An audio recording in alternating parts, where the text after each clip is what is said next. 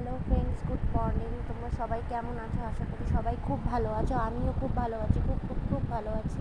আজকে সকাল সকাল তাড়াতাড়ি করে সমস্ত কাজটা ছেড়ে নিলাম, কেন কি সকালবেলা প্রচণ্ড পরিমাণে রোদ্দুর উঠে যায় আর পারা যায় না, যার জন্য ছাদের কাজটা আগে করে তাড়াতাড়ি করে চলে এলাম, তাই ট্রেনে চুপচুপে হয়ে গেছি। তারপরে এসে দেখলাম মেয়ে আর ওর বাবা দুজনাই ঘুম থেকে উঠে পড়েছে, তাই জন্য আগের কাজ বেডটাকে আগে ক্লিন করে নিলাম, কেন কি ওরা সেই এসে ওই যে চলে এসছে, সেই এসে এইখানেই উঠে বসবে, তাই জন্য বেডটাকে যদি আগে ক্লিন না করতে পারি সুতরাং সারাদিনে আর করা যাবে না, তাই জন্য বেডটাকে আগে ক্লিন করলাম। আর এই যে ছানাবুড়ি আমার পেছনে এসে পুটুর পুটুর করছে, মানে ওর কাজই হচ্ছে এটা, আমি যেখানে যাবো সেইখানেই আমার সাথে সাথে যাবে, যা করবো তাই। ওই যে পেছনে এসে কটর কটর করেই যাচ্ছে, ওই যে নাচানাচি কাটাকাটি এই সমস্তই করবে। নাচতে ভীষণ ভালোবাসে, এই সমস্তই করে যায় সারাটা দিন পাগলামো। একটা সময় আমি ওকে দেখি না একটু বই নিয়ে বসি, এইগুলো বদমাইশিগুলো করে যাবে। এই যে তার সাথে ওর বাবাও চলে এসেছে, একটুখানি এসেছিল, তারপরে একটু নাচ করছে, এই করছে সেই করছে, যাই হোক। তারপরে আমার বেডটা ক্লিন হয়ে গেল আর ওর নাচ এখনও শেষ হলো না।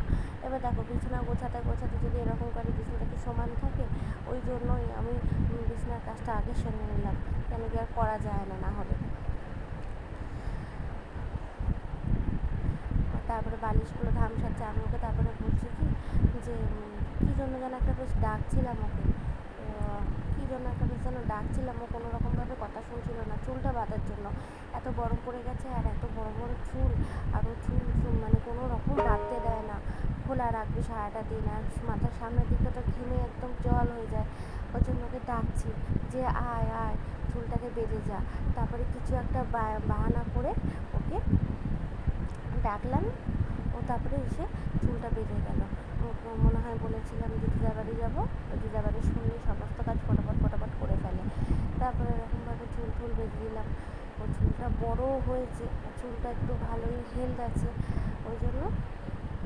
তারপরে ওকে মুখটা ধোয়াতে নিয়ে এলাম। এখনও যেহেতু ব্রাশ এভাবেও করতে পারে না, ব্রাশের মধ্যে পেস্ট লাগিয়ে দিলে কী করে ওটাকে খেয়ে নেয়, দাঁতে তো ঘোরাই না, পুরোপুরি খেয়ে নেয়। আমি ওর জন্য নিজের কাজটা নিজেই করিনি, যত্ন তো করতেই হবে তোকে, আপাতত আমি এখন করিয়ে দিই।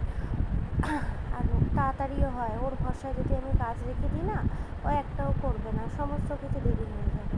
যাই হোক, মুখ চোখ ভালো করে ধুয়ে নিলাম। আর পেছন যেহেতু আজকে বরমশাই বাড়িতে ছিল, তাই বরমশাই ঘুরছে এদিক সেদিক।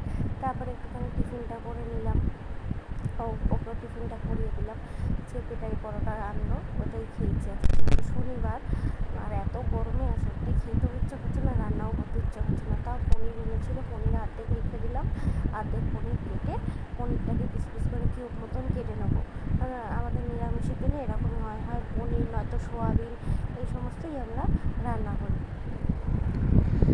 আর রান্নাঘরে এত তাপ, রান্নাগুলো দিয়ে যেন মনে হয় উল্কা পড়ে, এমন অবস্থা।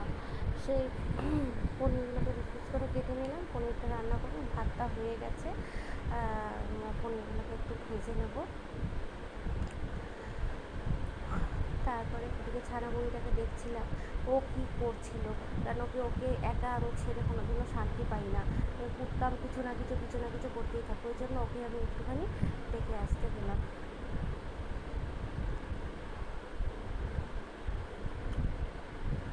তারপর এদিকে তেলটা নিয়ে এসে কড়াইয়ের মধ্যে দিলাম, কড়াইয়ের তেল গরম হবে, তারপরে পনিরগুলোকে ভাজবো। তখন দেখছি ছানাপুরি কিছুক্ষণ ওই পনিরগুলোকে খাচ্ছে, আমার বাবা গাল টিপছে, দেখো একদিকে গালটা যেহেতু উঁচু হয়ে রয়েছে তার জন্য গালটা টিপছে, আর ও নিজের এরকম বদমাইশি করে যাচ্ছে ক্যামেরার সামনে এসে। এই সমস্তই করে, এই সমস্ত। ওর একটা ওই যে কোলের মধ্যে একটা পুতুল আছে, ওকে নাম দিয়েছে হচ্ছে গুড্ডু। হ্যাঁ, গুড্ডুকে মুখে পুরো স্কেচ পেন দিয়ে ভোট করে রেখে দিয়েছে। তারপরে আমি এরকম রান্না করলাম, রান্নাটা করে ওর মধ্যেই পনিরটাকে দিয়ে দিলাম, আর আলাদা করে করলাম না। ওটা পনির আর সোয়াবিনের তরকারি আর আলুটা তার মধ্যে দিইনি। যাই হোক, রান্না করতে করতেই আমি চলে গেলাম ছাদে, কেন কি এত তাপ, মানে জামা কাপড় মেলে দিলেই শুকিয়ে যাচ্ছে, বেশিক্ষণ রাখতেও হচ্ছে না। কী অবস্থা, রোদ্দুরে একাকার, মানে পারা যাচ্ছে না।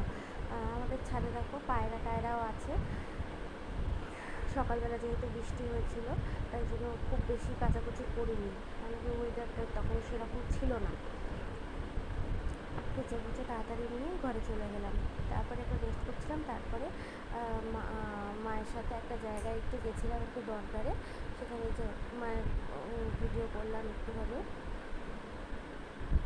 বসেছিলাম, একটু ব্যাংকে গেছিলাম একটু দরকারে। তারপরে ব্যাংক থেকে বেরিয়ে কি গরম, মানে গরমের সমানে ঘেমে গেছি, তত করে জল পড়ছে। তারপরে মা বললো যে আইসক্রিম খাবে, আমিও আইসক্রিম খেলাম, দুজন বসে বসে আইসক্রিম খেলাম।